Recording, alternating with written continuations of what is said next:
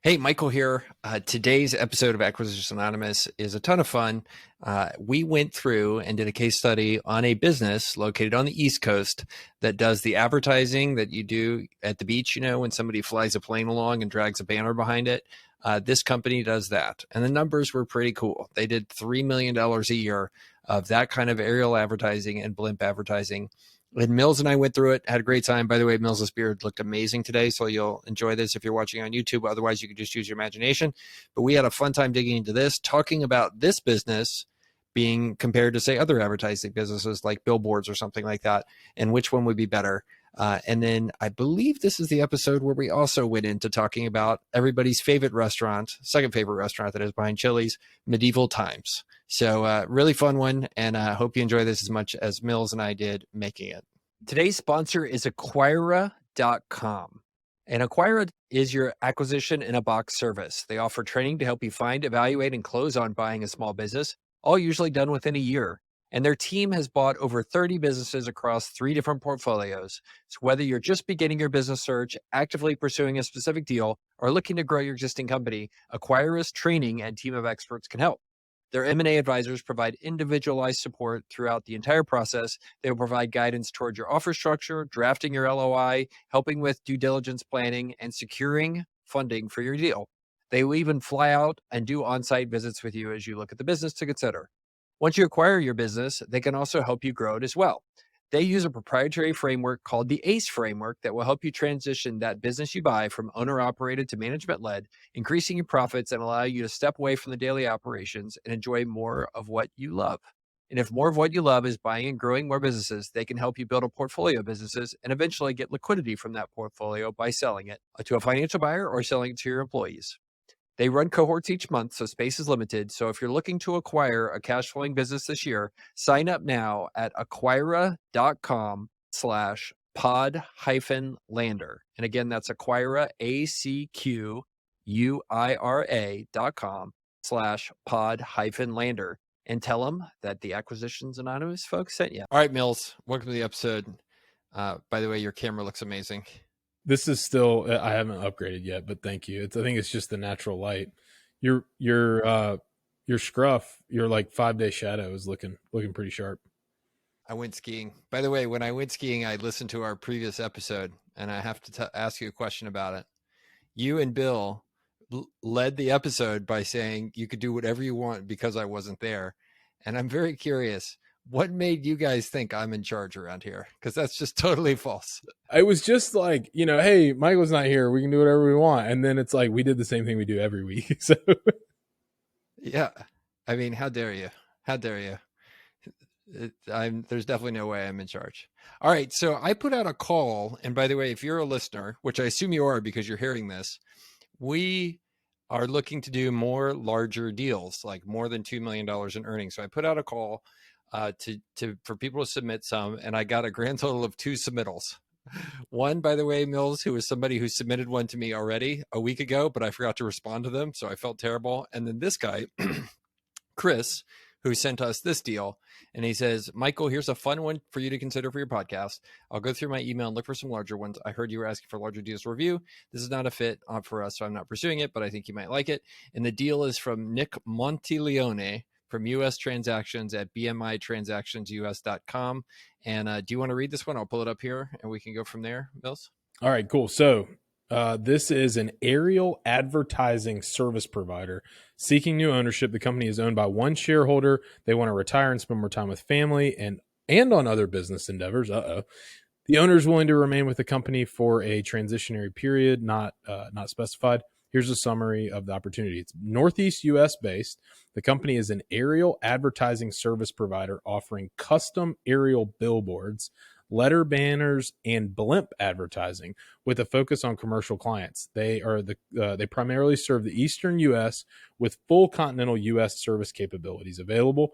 They perform maintenance in-house and utilize a proprietary application, an app, to monitor and manage flights. They own and operate assets in 7 states, and they employ vetted vendors in 12 additional states with a focus on the Eastern U.S., servicing a variety of commercial clients across multiple industries there's some typos in here, but industries, advertising agencies, and individual clients. All right, I'm going to try and zoom in on this because I have it up on my screen. There. All right, so revenue in 2019 was 1.9 million and gross profit of 1.4. Is that, am I reading that right, Michael? This is so blurry even when I zoom in. Let me read it. Okay. I got it here. So 2019, they did 1.9 million in revenue and 1.1 million in gross profit, 237,000 in adjusted EBITDA. So, and then 2020 was 1.5 million revenue, 800,000 gross profit, $34,000 in adjusted EBITDA. 2021 was 3.2 million. So went from 1.5 million to 3.2 million in 2021, 1.5 million gross profit, 685,000 profit, and the trailing 12 months as of last May, so May 31, 2022, is 3.5 million in revenue, 1.5 million gross profit, 610,000 adjusted EBITDA. So it looks like they've been running about 20% net profit if you use EBITDA as a good approximation here for net profit. So looks like they're growing 3.3 million ish, 3.4 million in the last 12 months with $610,000 in profit. Have you ever looked at deals from Benchmark before? No. So this is Benchmark International out of Florida, it looks like. Yeah, they have very good teasers and sims. They look really, really sharp. They are very good marketers in my experience. The deals, I think a lot of them, they have a lot of volume. Like if you go on their website, I think they list them all. A lot of volume, but not necessarily a lot of closed transactions. But this is kind of interesting. So whenever we go to the beach in South Carolina, there's like the airplanes that fly by and are like, come see, Dollywood, or like come see, like come all you can eat crab leg buffet and stuff like that. Is that am I imagining this right? These are the people who fly around and advertise stuff in the air. That's what it's got to be. So you've got like, you'll see the guys with the old biplanes and they're towing like a big banner behind it along the beach, for example. Banners, and then I guess it says they do blimps also, and primarily for. One time I heard that there's like the number of blimps that actually exist in the U.S. is incredibly small. It's like less than a dozen actual blimps that exist in the U.S. Somebody will fact check us on that, but I don't think these guys own a blimp, and I doubt that they own a bunch of airplanes. Don't you think? I mean, I think these guys, they might be like a middleman. Their margins reflect like a middleman. Yeah, I mean, it sounds like the business is a sign production business where they produce the signs and manage them, and then they contract out with the people who own the blimps or the airplanes to go fly those on a given day, right? Okay, there's this going on around, the NCAA Final Four. When we have that here in San Antonio, you see these guys all the time, and then they farm that out, right? So they kind of act as a middleman for doing all that with the individual advertiser themselves. I think what's really interesting is like how little money they make. Like I don't know what kind of market share they have, but I'm like, really? This is all? Like it seems like you would be doing much better than that, because this is not far off, say, what somebody who owns 15 billboards or 20 billboards does in annual revenue, right? Some of those billboards. Have you ever priced out or used a billboard in a real business as an advertiser? I've tried to put billboards on property that I own, but I've never tried to advertise on one.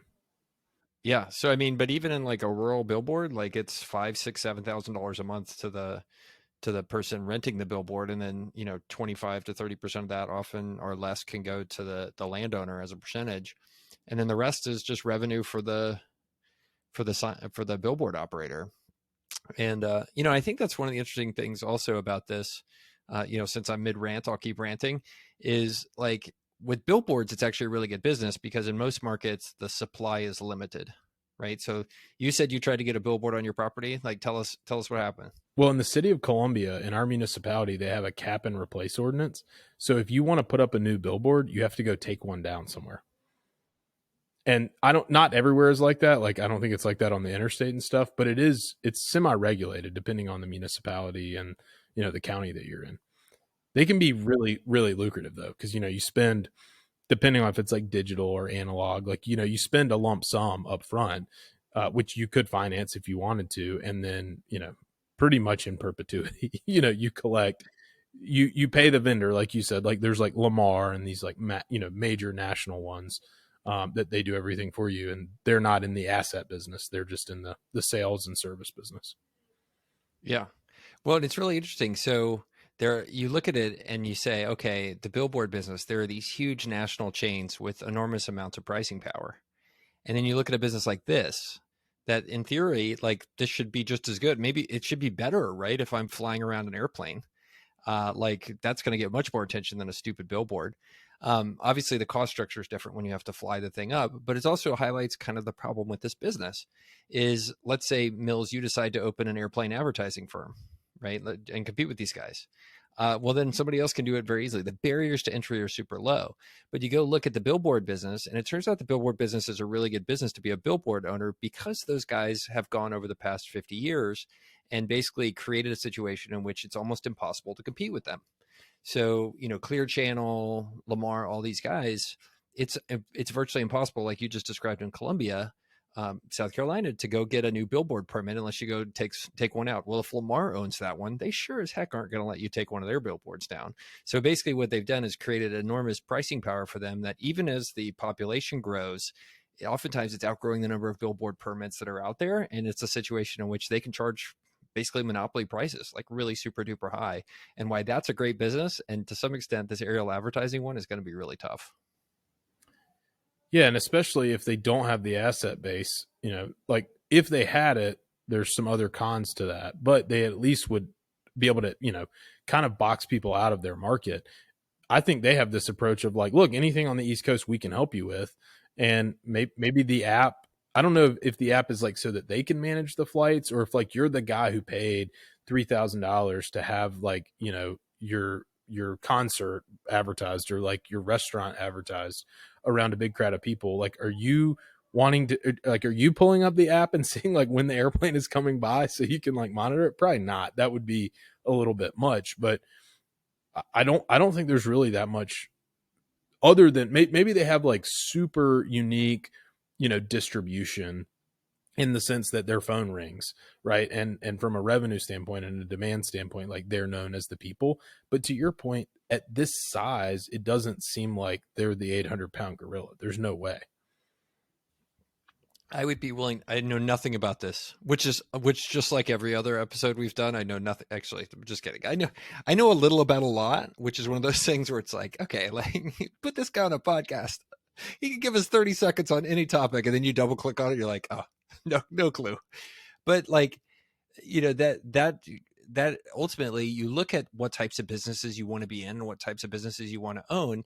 And, one of the lenses you can use is you say, okay, how hard would it be for me to compete with me, right? If I own this business, like, could I go just replicate this business and create it from scratch? And so you can start to ask yourself, okay, well, like I run into these guys and I want to do exactly what they're doing. What exclusive type resources or what kind of moats do they have around their business? And ultimately, I think this business is probably pretty small because there aren't that many moats. Probably the biggest moat you have is the relationship that the owner has made with the people that, are the advertisers. And beyond that, like, there's not much here, right? They're not owning and flying the planes. They don't have any, cornered resources in terms of permits. Somebody can just come in and pick up their own plane, put a banner behind it, and next thing you know, it's a competitor, and you're competing on price rather than anything else, and it's just a mess. So ultimately, that's, I think, Occam's razor here of why this isn't that great of a business to own. But anyway, Mirko told us we're supposed to like love the business first. Wouldn't it be fun to fly around in an airplane or a blimp, Mills? So much fun. All right. One positive thing I will say about this, and this is indicative of some of the deals that we look at, I think there is a moat that is like low TAM, low total addressable market ends up being a moat. And like, if this business is making, let's just say like real numbers, on a true basis, it's not 600,000, it's $500,000. Like, a lot of people don't want to buy a business like that, but I think there's probably a way that this business can function. It would be a grind. You would have to get a lot of things migrated and transitioned over, but something tells me this isn't, like a 80-hour a week business to own and manage. And a low TAM keeps all your competitors from coming in and saying, oh, we've got to get in on that, because they're like, man, we're going to do all that work and we're only going to make $500,000 a year. That keeps a lot of people away. And I know that sounds like terrible, right? That sounds like the most like privileged first world problem kind of thing to say, but low TAM keeps a lot of people at bay. Yeah. Well, I do think there's a room here with that low TAM that makes it attractive. And I think there's room here for the right type of person that wants to do this, right? Who are your clients typically in a situation with a business like this? It's going to be, at the beach, it's so-and-so bar and grill advertising happy hour down on Hilton Head Island in South Carolina. That sort of thing. So, medieval I think Times in Myrtle Beach is the big one. That's the one that advertises. Oh, really? Have you seen this? Have you ever seen Medieval Times? Yeah, it's headquartered in Dallas. You're think kidding. There's like the original one is in Dallas. Yeah. Oh man, that's amazing. I always thought, South Carolina is the center of the world, so I assumed it was like only in Myrtle Beach. Those things are amazing, man. They're hilarious. Center of the world. Dude, I hate to break it to you. Yeah. No. Yeah, no. Yeah, no. So, I mean, for our listeners that don't know what this is, Medieval Times is this giant theme restaurant entertainment venue. And correct me if I'm wrong, Mills, but basically you go in there, they serve you basically like a semi quote unquote like medieval style food. They basically give you this turkey leg that is like, as big as your femur, and you just gnaw to your heart's content. Yeah, which is fine. Which is fine. But then they give you like a turkey leg, like a 3-pound turkey leg, and the beverage is like a 32-ounce Pepsi. Like, this is not making, this makes no sense. So anyway, and then while you eat, you sit there and they do a medieval show around jousting and all that kind of stuff. And they like act it out. And yes. I know this not because I've ever been there, but because it was in Dumb and Dumber or like one of the movies, they went there. And I was like, oh, this is Medieval Times is. Yes.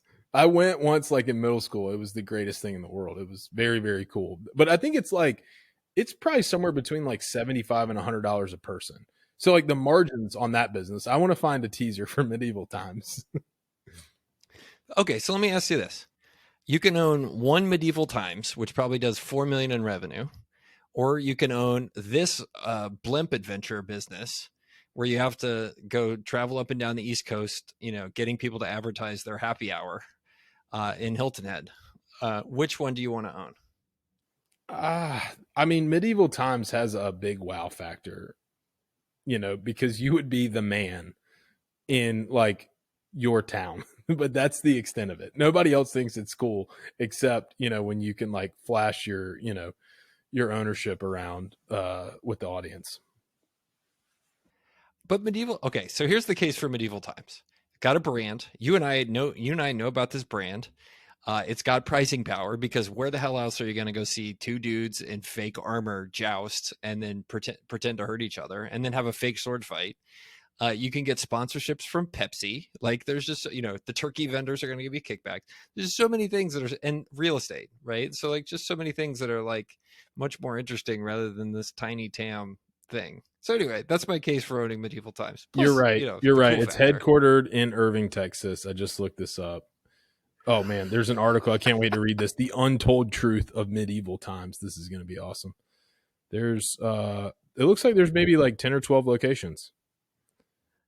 Yeah, it's pretty famous. Okay, so let's say let's game theory a little bit here.